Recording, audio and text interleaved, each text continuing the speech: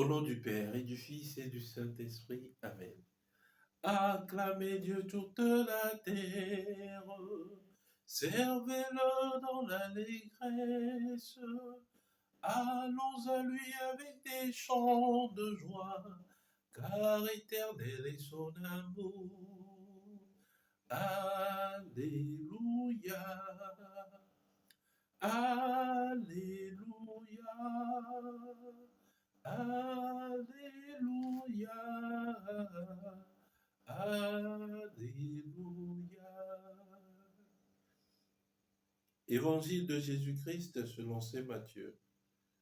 En ce temps-là, Jésus se rendit dans son lieu d'origine et il enseignait les gens dans leur synagogue, de telle manière qu'ils étaient frappés d'étonnement et disaient: d'où lui viennent cette sagesse et ces miracles? N'est-il pas le fils du charpentier? Sa mère ne s'appelle-t-elle pas Marie, et ses frères Jacques, Joseph, Simon et Jude? Et ses sœurs ne sont-elles pas toutes chez nous? Alors, d'où lui vient tout cela? Ils étaient profondément choqués à son sujet.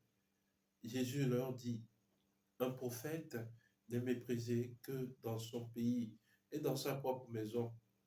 Et il ne fit pas beaucoup de miracles à cet endroit-là, à cause de leur manque de foi. Acclamons la parole de Dieu. Louange à toi, Seigneur Jésus. Bien-aimé de Dieu, paix et joie à vous.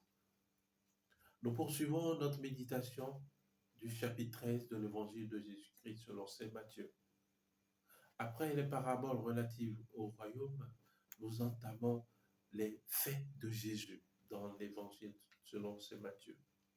Et nous voyons que Jésus est revenu dans son lieu d'origine, à Nazareth, où il est venu prêcher dans les synagogues. Alors, les habitants étaient stupéfaits de ce que l'un d'entre eux, l'un qu'ils connaissaient, il connaissait son entourage, sa famille, que ce soit celui-là qui vient parler avec sagesse dans la synagogue. Bien-aimés de Dieu, cet évangile nous interpelle aussi en tant que chrétiens ou en tant qu'hommes en général. Beaucoup d'entre nous pensent connaître et posséder Jésus-Christ. Beaucoup d'entre nous connaissent un Jésus historique. Beaucoup d'entre nous ont une science de Jésus sans avoir l'expérience véritable avec le Christ. Jésus est quelqu'un qui ne se laisse pas posséder totalement. Il nous faut laisser un brin d'espace dans nos cœurs pour se laisser surprendre par qui est Jésus. Beaucoup d'entre nous sont là cantonnés à un Jésus historique qu'ils veulent prouver scientifiquement. La Bible n'est pas un livre d'histoire.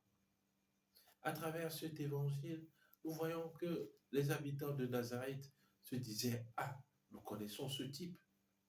Comment se fait-il que ce soit cet homme qui vient nous parler avec une sagesse et faire des miracles?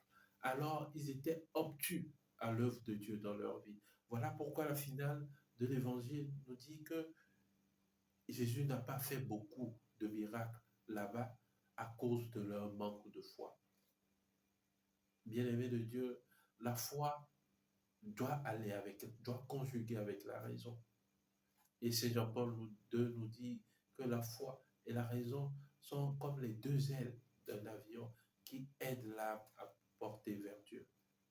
Bien-aimés, il nous faut un brin de raison, mais aussi il nous faut un brin de foi pour être équilibré dans notre vie. Pas que la raison, mais aussi la foi, pour aller à la rencontre de qui est véritablement Jésus. Que cet évangile nous aide à comprendre que notre vie est toute destinée à la connaissance de Jésus. Sans lui, nous ne pourrons pas porter du fruit. Il est le modèle, l'archétype par lequel nous serons jugés à la fin des temps.